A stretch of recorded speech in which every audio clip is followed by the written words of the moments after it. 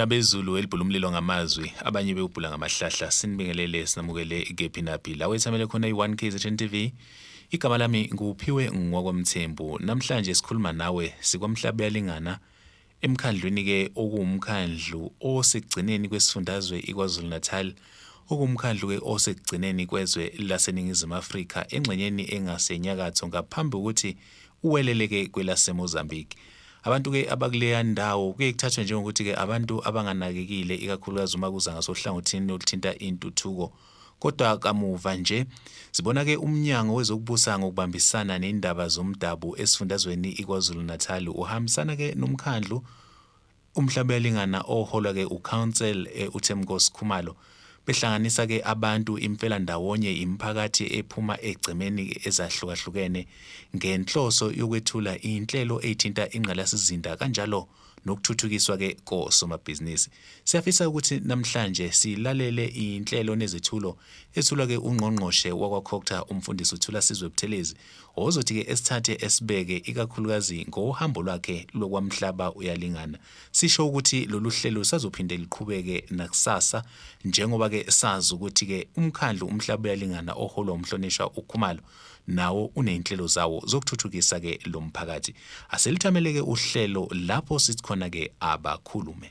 Namhlanje makhosi aseNdlunkulu sizokwethula inhlelo ezothuthukisa abantu lapho behlezi khona.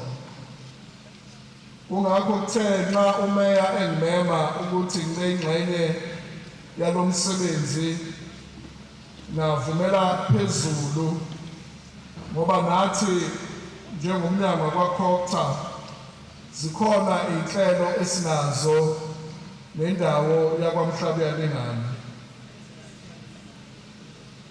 Nangu omunye futhi ocoshile, so then wakwaShabalala naye izolo uhlomlile 393,000 rand.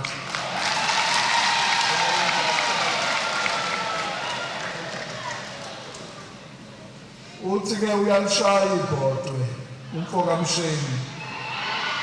Ngakho ke ibhizinisi lakhe ne-catering nale nkeke ayixosha izolo uzokwazi ukuthi alikhulise ibhizinisi aqashe nabanye abafundisi ukuthi kuphekwa kanjani. Asimshayele ihlombe uSizomula inkampani yakhe.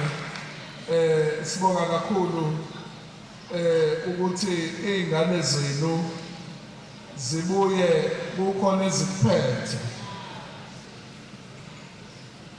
ngoba selokhu ufike uhulumeni oholwa uPremier ubaba uNtuli kunomehluko kulesi sifundazwe saKwaZulu Natal. Yingakho nje udadewethu bekhuluma umnyango wakwa-Etia sengikhohle ukuthi ubani isibongo bano bekhulumela u-Etia Sithole ukhulume ne-operation kuthiwa yini iVula Fund. Sesilivalile thina lelo gama sekuthiwa umnotho fund lapha kwa-Etia ukuze umnyango wa-economic development usiza abantu lapho bekhona. Ngoba lokhu kaVula Fund asazi ukuthi kwakuchaza ukuthini, kodwa sihlose ukuthi sakhe umnotho emakhaya. Usuzokhumbula-ke dadewethu ukuthi la usokukhuluma khona alisekho leli gama likaVula Fund, sekuwumnotho fund esihlose ngawo ukuthuthukisa abantu lapho behlezi khona. Umntwana okwaphinda angene umehola uhulumeni wakwaZulu wathi akusiyo intuthuko ephoqa ukuthi abantu basuke lapho behlala khona beye eGoli beye eThekwini, kodwa intuthuko yangempela ile ethuthukisa abantu lapho behlezi khona.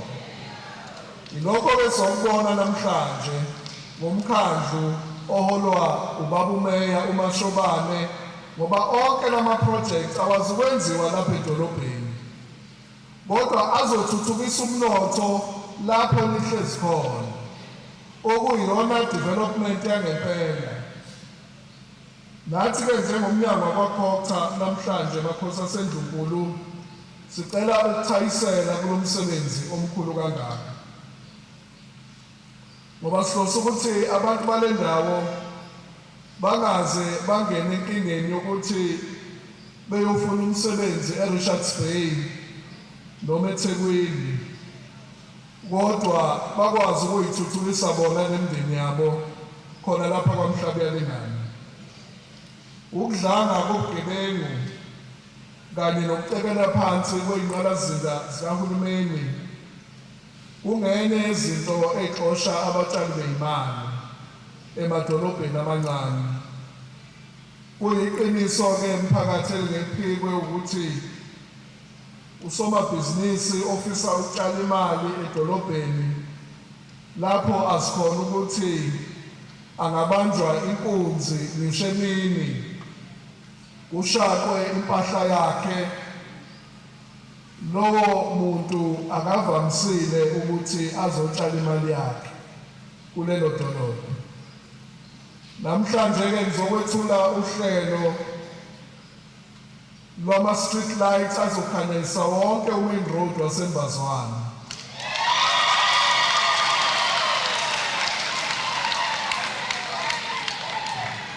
Okuzothi uma uqhamuka eHluhluwe uze lapha eManguzi udlule edolobheni elincane laseMbazwana udonswe amalayithi.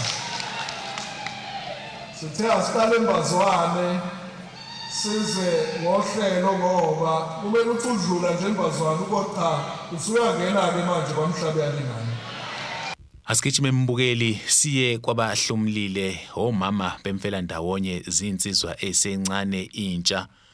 Engicabanga ukuthi ke kokubaluleke kakhulu ukuthi kuinvestwe entsheni okuyiyona ezodala amathuba emsebenzi ukuze kwazi ukuthi kuqasheke nabanye, njengoba ke amathuba emsebenzi enqabile kulesi sikhathi esiphila kuso. Asizwe ke ukuthi ngempela bathini uma ngabe sibanikeza ithuba ukuthi bephefumule ngalolu hlelo kulolu suku uma ngabe sithi abakhulume. uNkulunkulu angenzele khona namhlanje kuyisimangaliso kimi. Ngihlomulile kakhulu eminyangweni, engimbonga kakhulu uNkulunkulu ngomasipala, imeya, amakhansela, ungqongqoshe eminyangweni wakwaCOGTA. Umoya wami uyamdumisa uNkulunkulu. Eminyakeni eminingi iphupho likhona kodwa lingaphumeleli, kodwa namhlanje kungumhla ka-17 enyangeni kaJuni 2025 inhliziyo yami yamangala uma ngibheka ngicabanga isikhathi eside kangaka ngicela kungenzeki. Ngibuka uNkulunkulu ngehlelwe izulu elimangalisayo.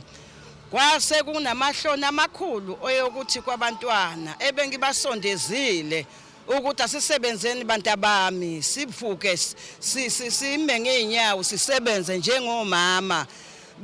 Bengasazi ukuthi sekufanele ngithini kubantwana, kodwa namhlanje inhliziyo yami ijabule, ihappy, nabo bahappy. Ngiyababona bayabusiseka kakhulu. Inkosi ibusise kakhulu. Amen.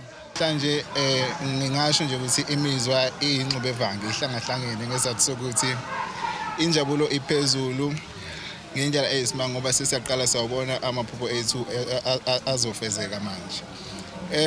Ngiyafisa ukugqugquzela nabanye abantu abafisa ukuthi ngelilanga kube khona abakwenzayo ukuthi bekwazi ukuthi ukubekezela kuyinto enkulu kakhulu okufanele ukuthi bengayithathi kancane.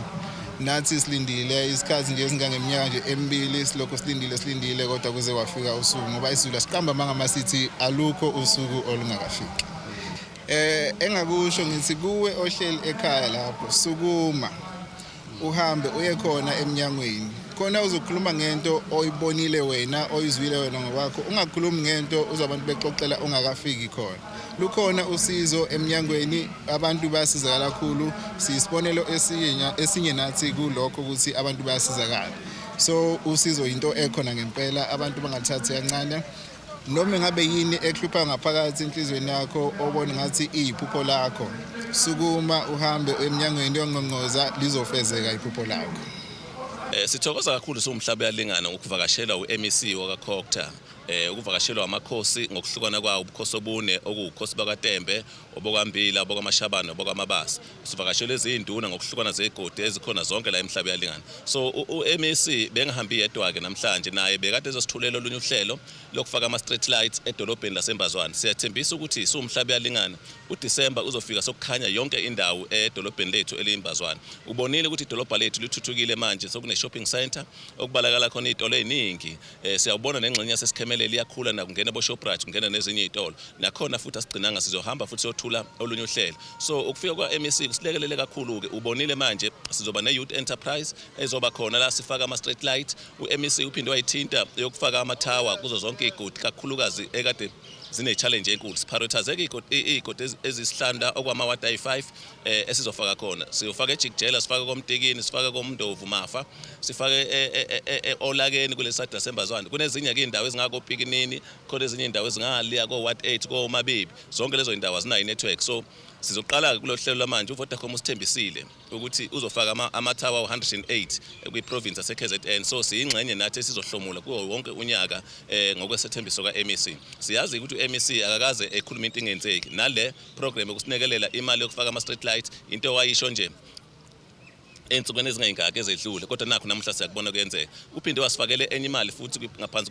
kweprogram kaLED la sifaka khona thina abo 3.2 million naye uMEC futhi waphinde wafaka omunye 3 million. So siyathembisa ukuthi ngonyaka lo soqala ngoJuly akukho la sizo eda kakhulukazi ama co-op ngaphezulu kwalo 20 sophinde sifake omunye 20 futhi ngaphezulu. So siyethemba ukuthi wonke umuntu obhalisile ngaphansi komhlaba yalingana ucela usizo lama cooperative sizokwazi ukumlekelela.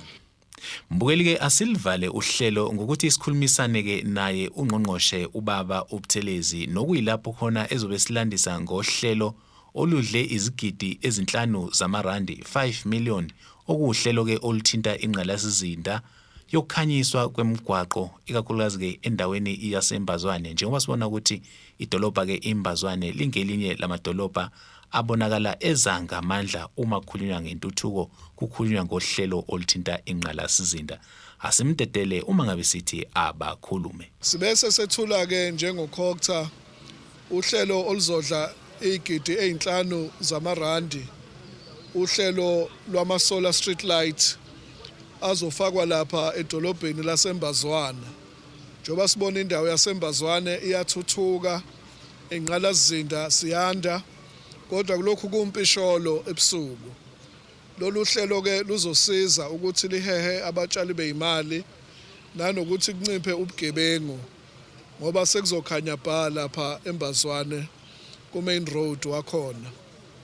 Sithokoze kakhulu ukuthi amakhosi asendlunkulu abekhona njengoba besinenkosi yakwaTembe, sinenkosi yakwaMashabane namanye amakhosi akhele indawo yalapha kwaMhlaba yalingana. Mbuyeleke kuthiwa ungapheli kuyahlola siliguqisa njalo uhlelo besithi abakhulume sikwamhlaba yalingana samsana ke nomnyango wezokubusa nendaba zomdabu esifundazweni iKwaZulu-Natal oholwa ke umfundisi uThulasizwe Buthelezi. Siphinde futhi ke sibe nomasipala umhlaba yalingana oholwa umhlonishwa ukhansela uThembinkosi Khumalo.